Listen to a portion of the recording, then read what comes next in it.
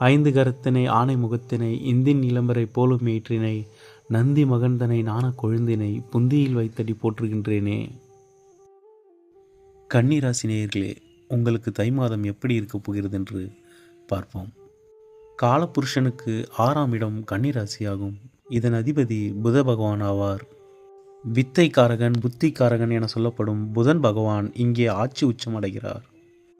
பொதுவாக இந்த ராசியில் பிறந்தவர்கள் பகுத்தறிவுள்ளவர்கள், ஒழுங்கும் கட்டுப்பாடும் உடையவர்கள், பிறருக்கு ஆலோசனை வழங்குவதில் கெட்டிக்காரர்கள், எல்லா சூழ்நிலையிலும் உணர்வை விட அறிவை முன்னிறுத்துபவர்கள். உங்கள் ராசியுடனோ அல்லது ராசிநாதனுடனோ சுபகிரக தொடர்பு ஏற்படும் பொழுது அவர்கள் மிகப்பெரிய சயின்டிஸ்ட் ஆகின்றனர். அதுவே பாவ கிரகங்களின் தொடர்பை பெறும்பொழுது டெரரிஸ்டாகவும் கிரிமினல்ஸாகவும் மாறுகின்றனர். இவர்கள் சிறந்த பேச்சாற்றல் பெற்றவர்கள். ஒருவர் லக்னத்திற்கு 2ஆம் இடத்தில் புதன் நின்றால் அவரையே நாம் விகடகவி என்கின்றோம். அவர்கள் உளறினால் கூட அவர்களின் பேச்சை கேட்க தூண்டும். கன்னிராசிக்காரர்கள் நட்பிற்கு அதிக முக்கியத்துவம் கொடுப்பவர்கள். கன்னிராசிக்காரர்களின் நட்பை இழப்பது ஒருவர் தன்னுடைய சொத்தை இழப்பதற்கு. அந்த அளவிற்கு அவர்களின் நட்பு உன்னதமானது. தற்பொழுதைய கோச்சார நிலைகளை பற்றி பார்ப்போம். உங்கள் ராசிக்கு 5ஆம் இடமான மகர ராசியில் சூரியன், செவ்வாய், புதன், சுக்கிரன் என 4 கிரகங்கள் இந்த மாதம் சஞ்சரிக்கின்றன.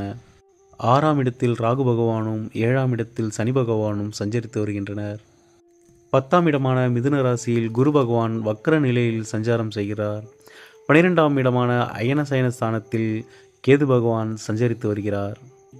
இந்த மாதம் உங்கள் ராசிக்கு 8ஆம் அதிபதியான செவ்வாய் பகவான் உச்சம் அடைவது அவ்வளவு நல்லதல்ல. மீன ராசியில் அமர்ந்துள்ள சனி பகவான் தன் 7ஆம் பார்வையால் உங்கள் ராசியை பார்ப்பதால் ஏற்கனவே பல இன்னல்களை அனுபவித்து வருகிறீர்கள். உடல் நல குறைபாடு, நட்பில் விரோதம், உறவினர்களால் பிரச்சனை, உங்கள் கணவன் அல்லது மனைவி வழி உறவில் மனஸ்தாபங்கள் என நீண்டு கொண்டே செல்கின்றன. இது மட்டும் இல்லாமல் உங்களுக்கு 10ஆம் இடத்தில் உள்ள தொழில் மற்றும் உத்தியோகத்தில் நிறைய பிரச்சனைகளை கொடுத்து கொண்டிருக்கின்றார். வேலையில் நீங்கள் டார்கெட் செய்யப்படுகிறீர்கள். உங்களை காலி செய்வதற்கென்றே ஒரு கூட்டம் சுத்தி கொண்டிருக்கின்றது. உங்களுக்கு மாரகாதிபதியான குரு பகவான் 11ஆம் இடத்திற்கு பெயர்ச்சியான பிறகு உங்கள் தொழிலும் வேலையும் புது பொலிவு பெறும்.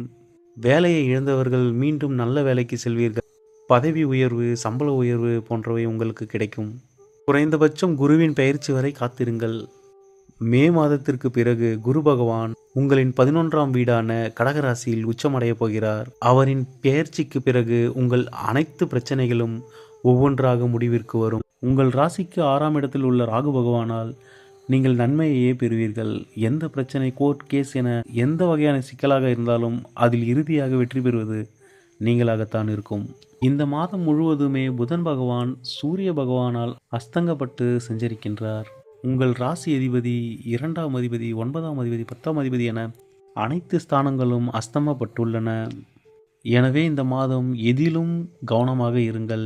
மனதில் இனம் புரியாத கவலைகள் வந்து மறையும். குழந்தைகளால் சில பிரச்சனைகளை சந்திக்க நேரிடும். வருமான இழப்பு மற்றும் வேலை இழப்பு ஏற்படவும் இந்த மாதத்தில் அதிக வாய்ப்புள்ளது.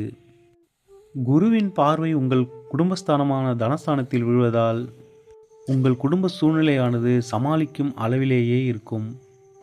இந்த மாதம் பரிகாரமாக விஷ்ணு சகஸ்ரநாமத்தை ஜபம் செய்வது அல்லது கேட்பது மிகுந்த நன்மை அளிக்கும். அம்பாள் வழிபாட்டை மேற்கொள்ளுங்கள். அதிக பிரச்சனையில் உள்ளவர்கள் நீங்கள் பிறந்த கிழமையில் நீங்கள் எந்த கரணத்தில் பிறந்தீர்களோ அந்த கரணநாதனுக்கு விளக்கேற்றி வழிபட்டு வாருங்கள். உங்கள் பிரச்சனைகளுக்கு தீர்வு கிடைக்கும். மே மாதம் 11, 12, 13 தேதிகளில் உங்களுக்கு சந்திராஷ்டம தினமாகும்.